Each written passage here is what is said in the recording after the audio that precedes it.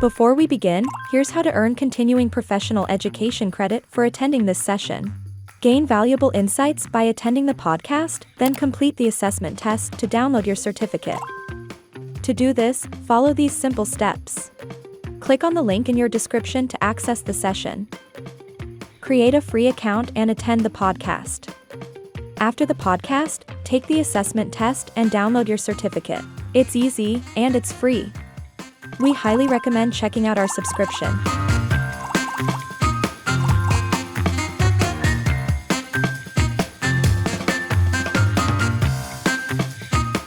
For sake of our audience to have a better understanding, to compare your theoretical and conceptual explanation of the coaching to actual on the floor, realistic, tangible results, would you please give us some examples of results that you produce in the coaching with individuals and teams? Yeah. So let me think of a good individual example. It would be someone who was taking on a new role. They were a woman following the footsteps of an older man. Very different styles. He was very, very extrovert. He was very dynamic. He was good with his external constituencies, not so good with the internal constituencies. Her gift in following in his footsteps and being his deputy for all these years was the internal, the organizational. So when she was looking at that chair, that leadership chair, she's like, Sandy, I don't see myself there. I don't look like him. I don't talk like him. And how do I lead that feels authentic? And so we worked together about creating a vision of herself as leader. And we used a vision of her up. She had to give a town hall right away. Strategy presentation, how are you going to take this organization forward and everything else? And she was pretty nervous about that. And she said, well, the way he would have done it was stand behind the podium, announce his broad strategy, and, everybody claps. And he was good at it. She said, I'm going to be on a stool. I have no podium. I'm going to draw from the crowd. I'm going to ask questions. I'm going to get interactive. I'm going to bring some of my people up here to talk about the specifics of some of their aspects of the program.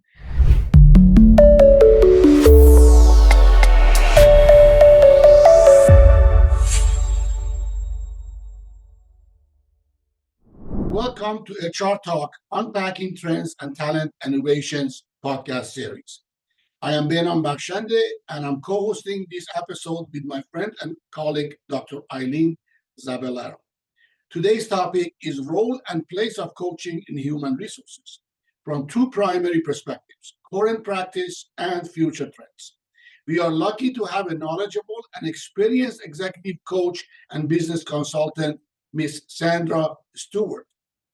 Sandy is the author of Building the Core Competencies of Change, a guide to coaching in organizations, a book about how to deploy coaching in organizations. Sandy established her company, SLS Coaching and Consulting, in 1999 to coach executives, teams, and groups. She is an ICF, International Coaching Federation, coaching program instructor. She also served on ICF, Independent Review Board, investigating worldwide ethics complaints for ICF. Sandy obtained her MBA from Columbia University and her bachelor's degree from Colleagues University. She has broad experience in strategy and marketing for Fortune 500 companies and as an independent organization management consultant for private and nonprofit organizations. You can find more information about Sandy at her website, sandrastewart.com. Please join me in welcoming Sandy to our podcast. Hi, Sandy. It's so good to have you. Thank you for giving us your valuable time and play with us in this HR podcast. Oh, well, thank you. I love playing in the coaching sandbox, so I look forward to it. So, Sandy, give us a brief introduction. I know we talked about you in the opening, but give us a 30, 40 seconds introduction of who you are and especially what interests you to go after coaching as a career. Yeah. Yeah, good question. Well, so I have a business background, MBA, and then I worked for some corporations in strategy and marketing. In 1999, one of a colleague of mine who was doing some consulting, organizational management consulting with, said, "There's this thing called coaching, executive coaching." And it's brilliant because it was that nexus between an executive who needed a new strategy and their ability to actually execute on a strategy. And oh, we get to support people as coaches in that space. And so it was the early days of coaching. I became certified as a coach, have been coaching executives ever since. And then I've gotten involved also in the International Coaching Federation reviews ethical considerations and potential breaches. And I'm on that volunteer committee to do that. I teach coaching as well. And I've recently written a book on coaching in organizations. Yeah, I got the copy. As soon as I saw you talking about it in LinkedIn, that was almost a year ago, like 9 months ago. I immediately got the copy because I was very impressed when we were writing the book about building a organizational coaching culture, and you were one of the contributors to that book in two different chapters. I was impressed with the leadership attitude you provided. With oh, one of our contributors who was writing about ethics of coaching and core standards of the coaching, you were just keep sending me information. Hey, use this if you want. Use this if you want. And I was so impressed with your generosity and willingness to participate beside your own accountabilities. So thank you for doing that. yeah, you are welcome. Anything to advance coaching. Excellent, excellent. So how do you define, Sandy, how do you define coaching in the context of today's dynamic Oh, workplace? good. Yes. Well, first of all, what does coaching do? It's not mentoring, it's not therapy, it's not a lot of things. It's not consulting and advising as much as it is helping people learn. Meaning, we as coaches support people in what I call a generative learning cycle. Generative learning is where you take in new information, you experiment, and then you move into integrating what you've learned from that. So it requires reflection, then integration, and then you keep going back into that cycle because it's a continuous learning loop. So that's what coaching does. And if we think about what do organizations need today, we're talking about an environment of constant change. And change is learning, right? Change is what we sometimes push against and don't want anything to do with. Sometimes, And coaches have this ability to help people in the learning that's required in change. And so, in terms of where business is today, it's really foundational. And your work, Behnam, in moving into the coaching culture space where whole organizations are adopting a coach-like approach, it's all about building that learning organization, all about how do we have an organization that's agile and fast and can support people in change. Yeah. very good. For sake of our audience to have a better understanding, to compare your theoretical and conceptual explanation of the coaching to actual on the floor, realistic, tangible results. Would you please give us some examples of results that you produce in the coaching with individuals and teams? Yeah. So let me think of a good individual example. Um, it would be someone who was taking on a new role. They were a woman following the footsteps of an older man. Very different styles. He was very, very extrovert. He was very dynamic. He was good with his external constituencies, not so good with the internal constituencies. Her gift in following in his footsteps and being his deputy for all these years was the internal, the organizational. So when she was looking at that chair, that leadership chair, she's like, Sandy, I don't see myself there. I don't look like him. I don't talk like him. And how do I lead that feels authentic? And so we worked together about creating a vision of herself as herself as leader. And we used a vision of her up. She had to give a town hall right away, strategy presentation, how are you going to take this organization forward and everything else. And she was pretty nervous about that. And she said, well, the way he would have done it was stand behind the podium, announce his broad strategy, And, everybody claps, and he was good at it. She said, I'm going to be on a stool. I have no podium. I'm going to draw from the crowd. I'm going to ask questions. I'm going to get interactive. I'm going to bring some of my people up here to talk about the specifics of some of their aspects of the program. And she said, I never would have kind of gotten there without this kind of stepping out of what my paradigm of leadership was into something that felt authentic and was me. See, so that's a very personal one-on-one conversation. And she went on to actually, that was a large portion of the organization. She went on to lead the organization. So I Nice. could say it was the coaching, but she was fabulous. Isn't that funny when you remove the barriers that we put on ourselves? That's right. Yeah. Yeah. I can tell you, obviously you can hear my accent and broken English still after 30 years being in the United States. But that was the thing that stopped me to start the coaching. That's like, who wants to listen to my accent, right? And people was telling me, it's your message that matters. Your accent will disappear. So I can totally relate. There's a barrier we put in front of ourselves.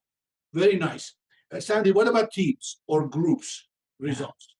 Yeah, so I'll go to group coaching as distinct from team coaching first, and just say that one of the uses of coaching is integrating learning. If I'm learning a leadership training program, for example.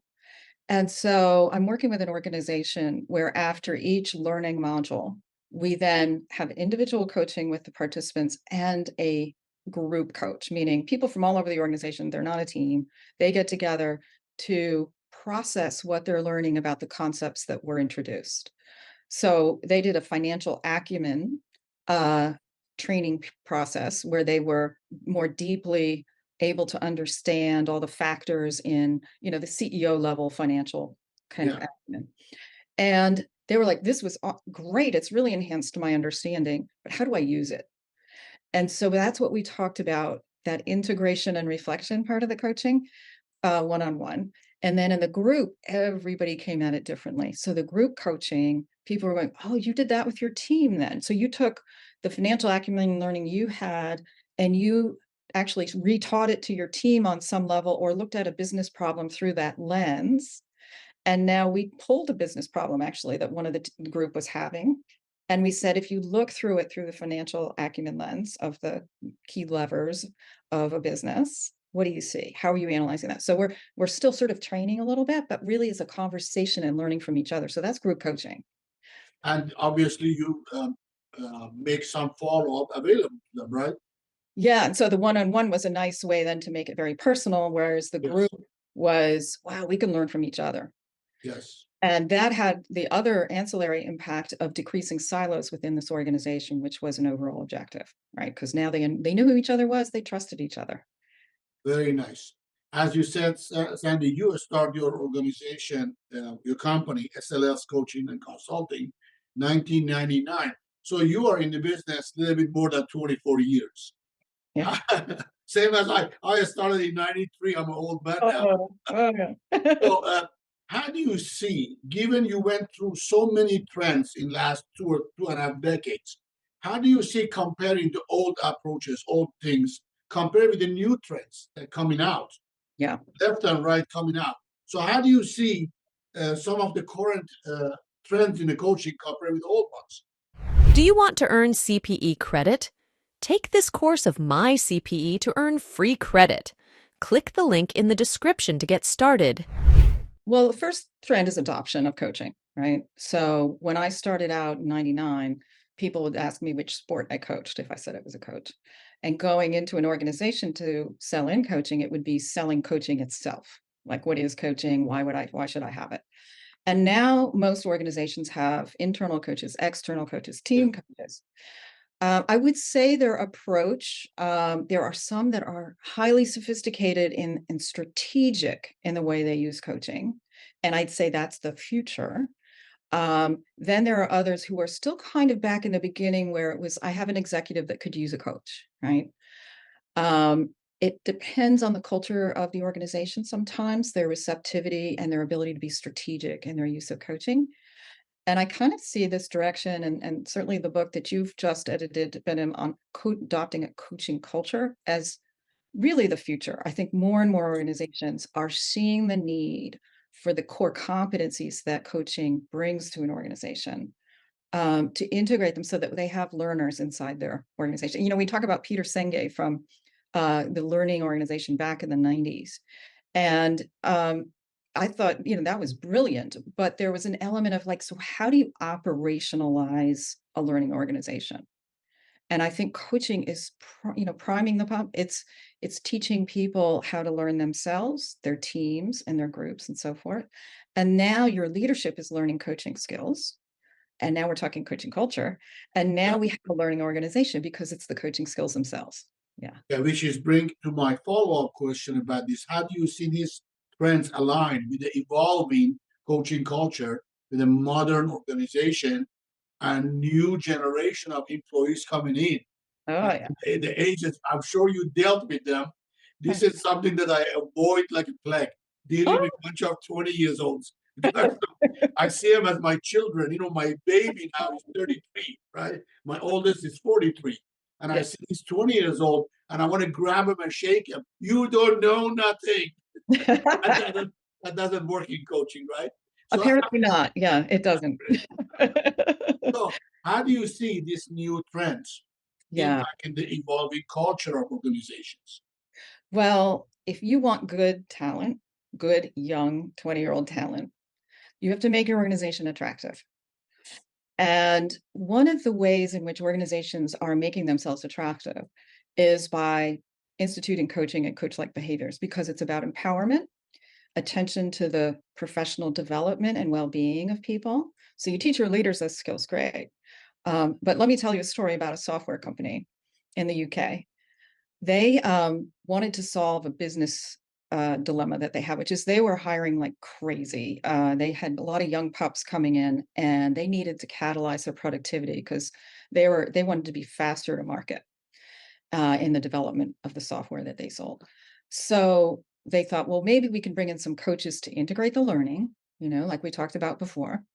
Also, we struggle with the fact that they all want to do their one little thing. I'm really good at this. I'm 20. I know my stuff. And they wanted them to cross-fertilize their knowledge and work together and collaborate so that, no one resource was not usable in another capacity. So what did they do? They first, they coached their executives in the organization. So the executives understood what coaching was. Then they deployed coaches. They trained coaches internally because they built the capacity in their HR department to both coach and to train coaching. They used external contractors as well. So they actually trained 200 internal coaches to their organization. So now they're starting to actually create people in the organization who not only coaching, but that's their kind of mindset, right? And then they integrated coaching skills training into their leadership training for their young pups. And what happened is, what's so cool is that they reduced silos. They got more open and growth mindsets in their young people around cross training. They, of course, got them up to speed faster by integrating the knowledge. But the thing they hadn't anticipated was they were named best place to work in the UK because of that culture. And now they were able to attract this young talent that they needed for the software production piece. Yeah. Very nice. Very nice. And you know better than anybody else, it's not one size fit all. That's it. Sometimes you have to dance with what they throw at you. You have to dance with the different culture, even a different background, even geographical location cause more differences in how to get in to get people. Can I ask you, you were talking about how you were coaching individuals, you were coaching teams and groups. How do you handle the individual who's skeptical of the coaching process? What is your strategy to get them on board when everyone else might be moving forward with the coaching ideas? So when someone comes into coaching, even if their sponsor, their organization said, you need coaching, here's why, let's go do it. I ask that I have a chemistry meeting with them and say, yeah, this is what coaching is. It's also confidential. Here's what your sponsor, I think they should be aware what the sponsor wants from them in the coaching. That's not my job to tell them that, but however, we're confidential black box, and we're going to work on whatever it takes for you to not only do the kinds of things that your organization might be asking, but also to be energized and optimistic and happy about where you're sitting. So now they know I'm invested in them. There's still skepticism. And sometimes there's still that idea that it's punishment. And so I do work with the sponsor. The sponsor needs to market, so to speak, the coaching internally in a way that it's a gift, that it's something we give high potential people. So we have to work that side of it as well. Now, if they continue to be skeptical or they say, sure, I'm going to do this. If I'm getting that, say I'm in a couple sessions, I'll call that out and I'll say, look, this is my sense is that this is not for you because of these behaviors, but you tell me, like, is it me, I'm not the right person? Is it that we're working down the wrong paths? Because the goals are set by the client, what's not working for you here? And if they say this is not for me, then you don't coach somebody who isn't coachable, so to speak. Yes. They don't want to be coached. How about, you know, we work across, geographies, we work across departments and even generations now. Do you find that there's a different strategy for geographical differences or even generational differences in regards to how you approach the coaching with that individual? I'd say every individual, I'm sussing out how they learn best, if you Right. call coaching learning, right? And so some people are like, give me the thing to read. Some people are, let me think out loud. Other people are, I need an idea, ruminate, go deep. And then I'm going to think about that till the next time we meet, right? So there's always adaptation. When we talk about culture, we're talking about potentially an entire lens through which they see coaching, which is important. It may mean whatever demographic, American, woman, white, middle-aged, whatever, whatever demographic doesn't work for that cross-cultural lens. And that's important to know. It's very much incumbent upon the coach to know that, if you're not the right fit for somebody for any reason, if language is a barrier to them, and you could find somebody who could coach them in their own language, if that's helpful.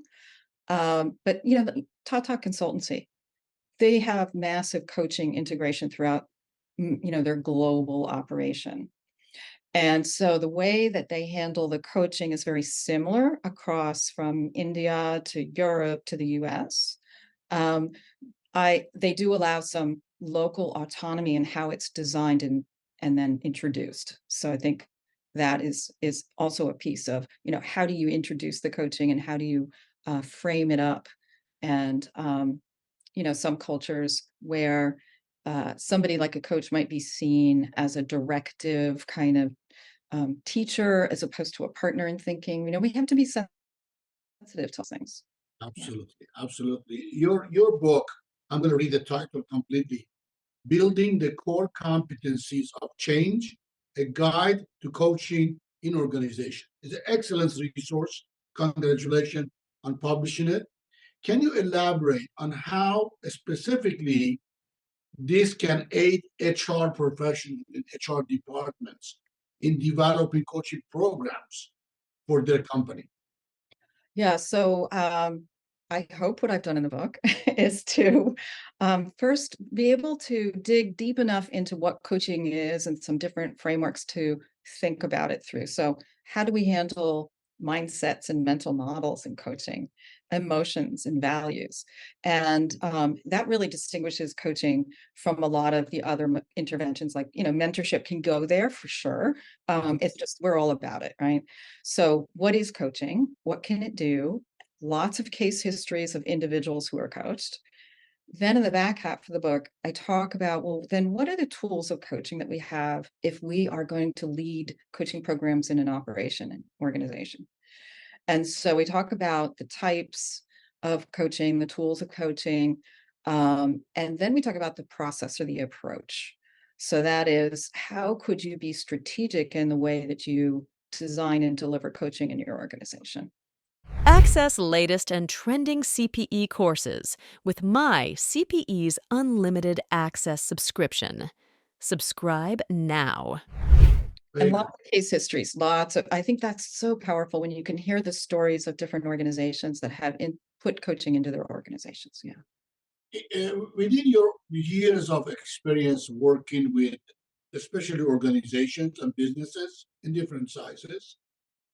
How do you see coaching provide competitive edge for them?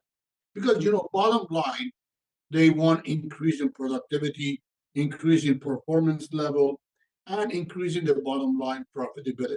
I mean, if we cannot do that for them, then we have nothing to offer. How do you see coaching, in your experience and examples, if you may use, give organization competitive edges? And in what area of the competition? Yeah, so we talked just how by mistake that software company got a talent competitive advantage by being best place to work by integrating coaching. Well, let's say there are a number of case histories in this book about the fear of obsolescence, which with fast-paced technology change is very real. One story was about a telecommunications company who, never mind competitive advantage, we're talking competitive at all. Because of technology change, they were going to be obsolete. They were just going to lose market share. And so they knew that they faced this existential threat. And they looked at the people who were inside, very lovely managers, leaders, executive team. And they were very good at running and maintaining an operation as it stood today. But they didn't have the kind of innovative mindset, risk-taking. I mean, these are hard skills to just learn. Risk-taking? How do you do that, right? Creativity, outside the box thinking. So aligning coaching with some of the structural and systemic change that they did was very powerful in turning this existential threat around. They rejiggered their executive team to include some more innovative, creative technology types, right? So that the leadership had the capabilities to see forward. And then they gave them all coaches. And as I said before, you're sort of helping them into the growth mindset space. So those who are not practiced in thinking outside the box, or even knowing self-awareness around their styles and what gets in the way for them in being creative or risk-taking. Once we understand that, we can work with it. So they had coaching. And then they taught their HR people how to coach. So they were certified coaches in HR. Also, you get the HR people through their certification so they can be internal coaches. And also then they became quite practiced in understanding what coaching was, so that they then that's a big taught other people. Well, Yeah. Undertaking, yeah, that's big. Yeah. So we now have an experienced HR. We have executive team who really appreciates coaching, and then the creative impetus that has. They're also talking about empowering and building up competency within their people. And that means they have to be good at feedback loops, constructive feedback, change from the base up. We got to hire a whole new team of technology experts in a brand new field and integrate those into our organization. I mean, you were talking about, the older generation and the younger generation. I mean, that's what they dealt with in large part. So they had to coach both sides of that. Yeah. How to keep our really good leaders who don't know what this technology thing is, but that they're going to really help those people and support them. So they created a coaching culture. It was actually over the course of 3 years that they worked on this. But I would say after year 2, they were really well on their way of adopting, marketing, and successfully navigating this new marketplace. I tell you a funny story. This gentleman have a beautiful car collection. Took me for a ride on the 57 Chevy. I fell in love with that car. It was like brand new. That's his passion, right? Then I asked him, hey, such and such, where do you go with this car with your wife? So we go around having a good time, having ice cream, coming home. He said, how's the car performing? Oh, perfect. Would you take this car to Pittsburgh? Oh, no, I cannot take him for that long. Why? Why not? He's not going to stand. He's not going to perform. I said, exactly. You're asking me to take your company from 1960s to 2030s. I need you to work with the technology that support this performance. And he really got it. So that's so imagine the trust that you built with him, yes. And the ability to use metaphor that hits home in a different way than I can tell you. But Yeah. He totally got it. Yeah. One of the things that HR professionals, and we've talked around it a bit, but one of the things that they struggle with a great deal is like, how do you align a sponsor's objective with the actual client, right? So I get, and I'll talk on an individual, but it's the same with teams and everything else, right? We know that coaching is a confidential black box Oh, to yeah. work most effectively with some of the change we're talking about because it's vulnerable. But we also want to make it make sense in the business paradigm, as you were talking about before. So if my sponsor comes to me, for example, and they say, hey, I want you to coach Joe, and man, he's like beaten up on his team. So he needs to stop that. And my first question is, well, does Joe know that you think that? Has Joe been messaged? It isn't the coach's I had job. almost the same exact scenario recently. Yeah. So we're consulting in essence around the engagement itself. And we're making sure that the message is clear. And another way we might do that is say, you know what, I hear the power behind that and the need for Joe to change. So what I'd like to do is have an alignment meeting with you, me, and the client, where the client and I have already going to set up a rapport, and we already have some ideas of what the client wants to talk about. But now we're going to talk, and he's going to tell you what he's going to work on. He doesn't have to tell you anything he doesn't want to tell you, but he's going to tell you what he's working on. You get to comment on that. But then if there's something missing, or if there's something that you think should be different, that's your opportunity to align with the client. And in essence, the coach is supporting not just the client, but also the client leader relationship, because helping train them how to give constructive feedback, in essence, or give them opportunity to open that door. So aligning sponsor and client, you could do the same thing with the team. We do interviews around the clients, whether it's a team or an individual, to find out what the system expectations is of that. And those are the ways in which we make sure that we're not completely coaching outside the benefits that could happen for the organization. That is one of my difficulties, to get a sponsor to understand we cannot enforce what you want. I pay for the bills, I pay for the invoice, I want them to do ABC. It doesn't work that way. It is very difficult for them to get that confidentiality. Yeah. Oh, tell me what happened. I cannot tell you what happened. Like, they can't get this concept, and that make it very difficult. And I had to walk the sponsor through the space of trusting me, or trusting the outcome, and letting the outcome arise by itself. And I always tell them, hey, here what we have done before. This is like guarantee you will have a result, but you need to trust, which I can't blame them for mistrust or not completely trust the outcome when they're paying a big bill, and they don't see That's right. immediate outcome. They want now. When it comes 2 or 3 years, woo, it's too long. I want it now. It's really important. And so we're actually assisting the sponsor as well as the client, assisting the integrity of the coaching, which leads me to the question of ethics, in particular for HR people, which is, if I'm an HR person and I'm going to weigh in on somebody's promotion, firing, I don't know, resource allocation, right? And let's say, and so I sit on an ethics committee, I review these cases. In one case, we had someone who was wearing those two hats. And in the contracting phase with the client, meaning this is how we're going to work together and confidentiality and all that, they weren't completely transparent of the other future roles they might play. And maybe you don't even know what all of them are. You might get promoted and then have new responsibilities, right? But to the best of your ability to contract with that client to say, this is a possibility. Then the client can determine how much they share or what types of things they share. So HR professionals internal to the organization, they have this kind of area that they need to play in. That's a little challenging for them. That is one of the pitfalls that you might face as a coach.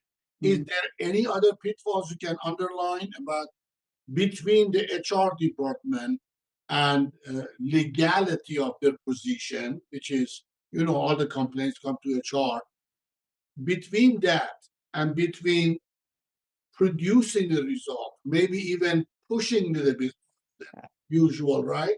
Yeah. Because it's so easy that somebody says, "Oh, don't talk to me this way.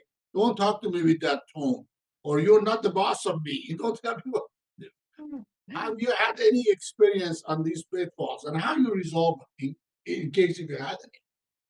Yeah. So as if I'm sitting in the chair of the HR professional, the one area that I can usually solve a lot of ills is in that upfront contracting process and being clear about what we do and what we don't do, and any limits to confidentiality, such as I must report wrongdoing, Yes. those kinds of things. If I suspect that there is a mental health care issue, I will refer you on to our programs here.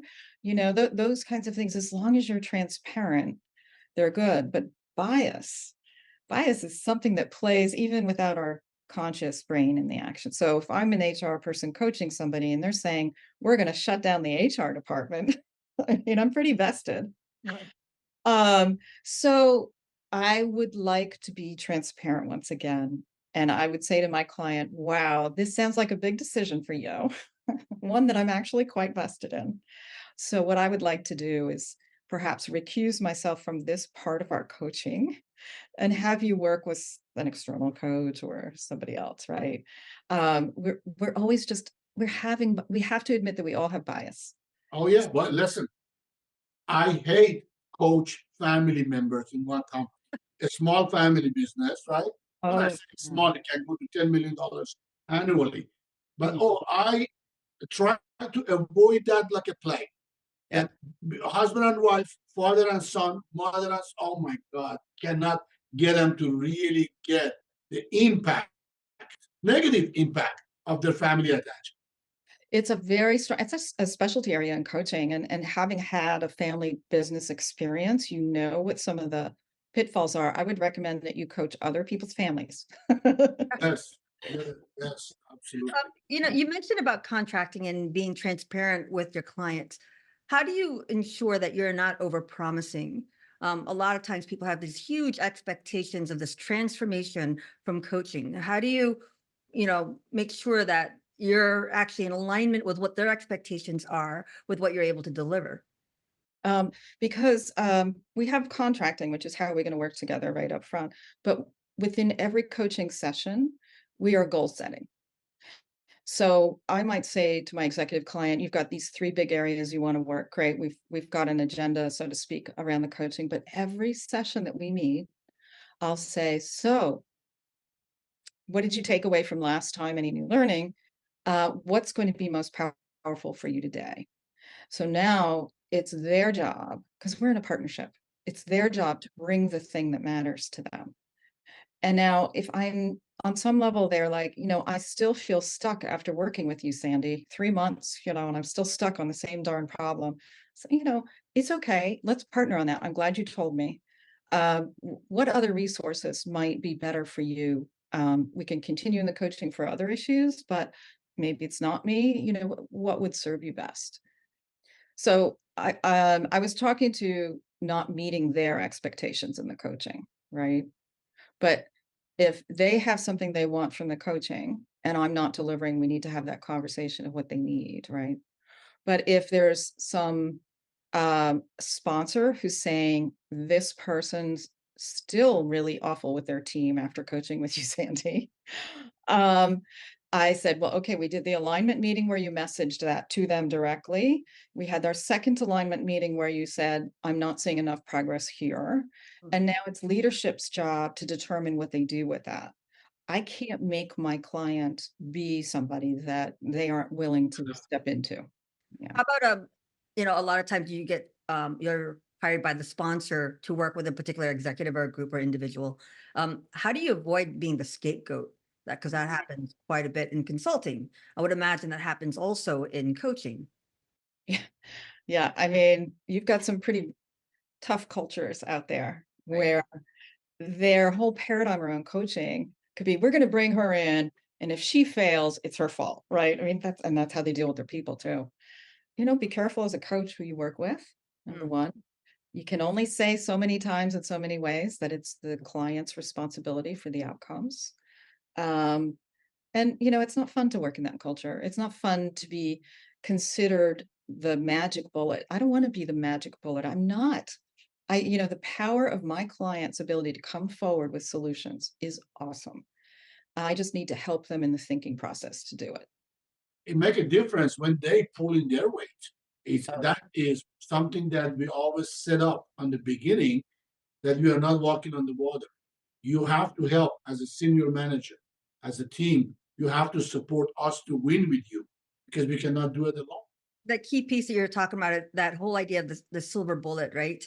That a lot of times people believe that you're going to come in and you'll be able to fix and correct everything that needs to be fixed.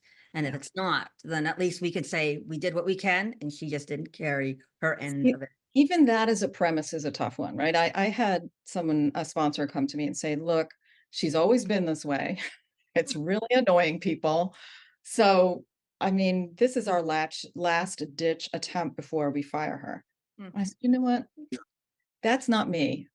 I think that's her leader. I think that's a performance plan. Right. Uh, Now, here's what I would be able to do is I can give you that last bit of alignment meeting focused coaching, right? Where I'm talking to the leader and the client together throughout the coaching, keeping the coaching confidential, um, and knowing, making sure that the leader is messaging the severity of the situation with the client. And you know what? The client already was there. I mean, they were already talking about, Sandy, I've been thinking I might move on, because they weren't getting happy messages.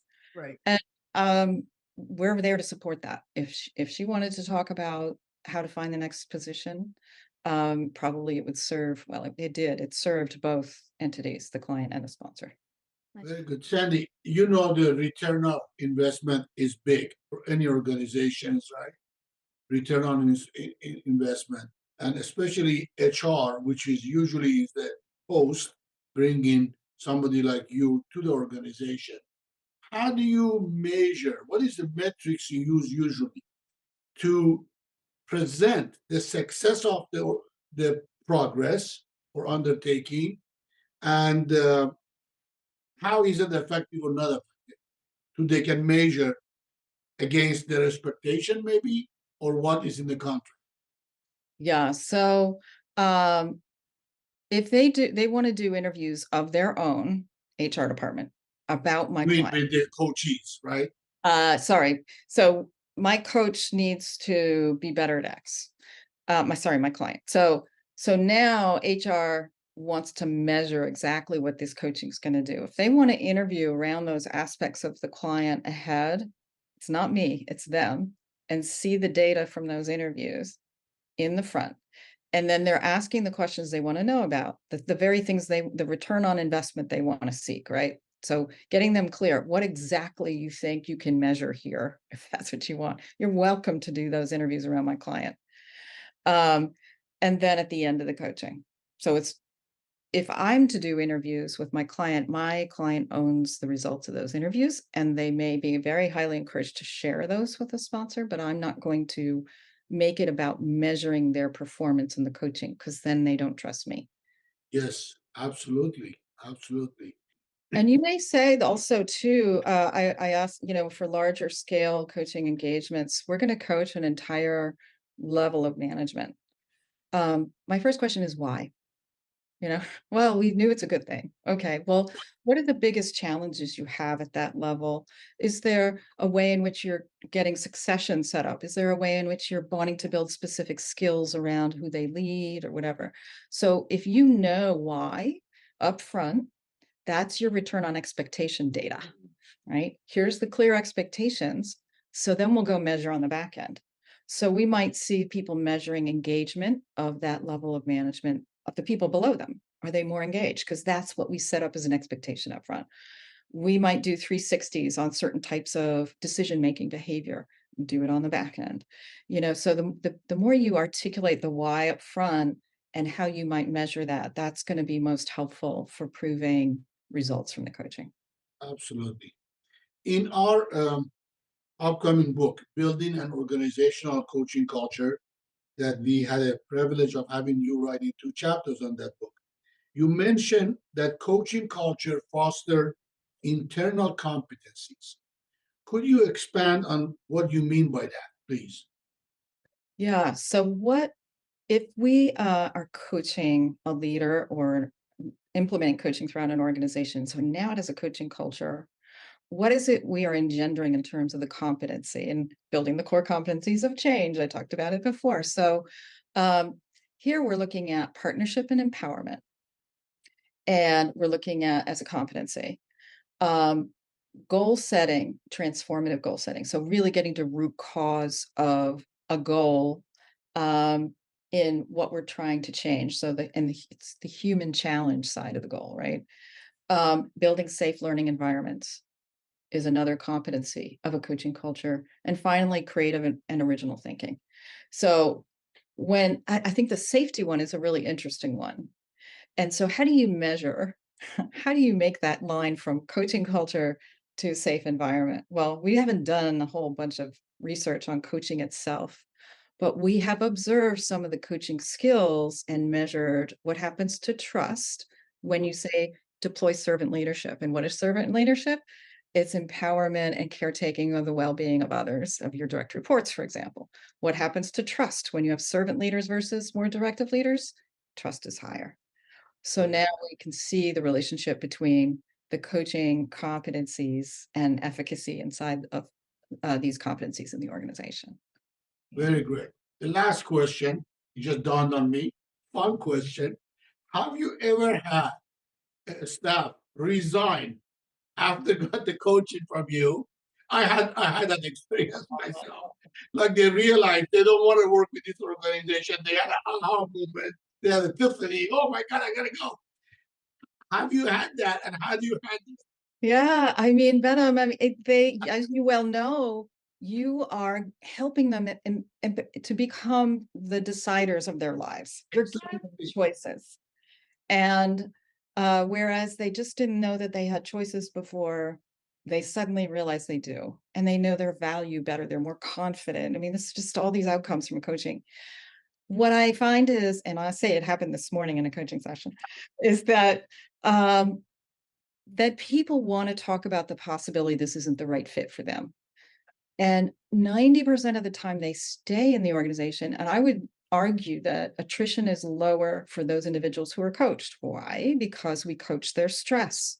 We coach their fit for the job, give them choices in how to execute on a job that they don't do as well as they could. And so there's so many ways that we help keep people in organizations. But if they leave, um, it was probably the right decision for everybody. Yeah, I actually mentioned that in the contracting phase, that it is happening. It might happen here also. So I don't take any responsibility for people having awakening. And Yeah, then if somebody left, I always told the manager or supervisor, you want to look at your relationship with them. You want to look at what happened. You want to yep, look at you missed the whispers and now you're dealing with the storm. When the yeah. whispers come, you push it back. Now you have to deal with the storm. And I'm sure you've seen this a lot, but you're coaching somebody and you're seeing them buffeted by a culture or a leadership team that is just not getting it in terms of how to keep talented, high potential people. Right. And we wish we could coach them, you know? To their benefit. And that is the complex between the sponsor's agenda and what actually happening on the coaching. Yeah, for sure. So I have a quick question about looking a little bit more in the future. So right now there's all these different platforms that are popping up in regards to utilizing virtual coaching. What are your thoughts about that, and how is that changing the profession as a field, and how is that impacting the kind of skills that are needed now to be an effective coach? Yeah, so you may be talking about coach aggregators, like BetterUp and Optify. So they will more cost effectively bring coaches into your organizations. They usually contract with the organization on hundreds of people, like maybe lower management levels than I can afford to bring in an external coach or use an internal coach for. Um, the good thing about some of those organizations is that they're strategic. They say, who do you want to coach in your organization for what purpose? That would be a good relationship. Right. Very often, because of the cost consideration here, they get 6 sessions. And they scope it fairly small around maybe some leadership advancement that they want to see. Now, all good. So the client, the sponsor is paying less for the coaching. They are coaching more people, but it's not the kind of deeper coaching over, say, 6 months that you might be able to afford for a leader that can make really fundamental change in, the kind of competencies that we were talking about. Right. So it has its place. What I worry about into the future is that people think that because more people have had that type of coaching, because it's so mass produced, that's what coaching is. Right. And coaching is much more than that. It is that, and it's other, right? Yeah. People think you might get an AI coach. Okay, I have a robot asking me questions. Um, they're great little reminders. They're like, oh, I hadn't thought of that question. That's a good question. But nothing replaces the energy between coach and client of Mm. Amen. human presence and the kinds of things that happen with people when they have that kind of touch point with somebody and they're sharing things that are their values and their mindsets and the most important things to them. That's different. Absolutely, Sandra. Great point. Amen to that. Nothing I was gonna replaces ask, trust, empathy, and compassion.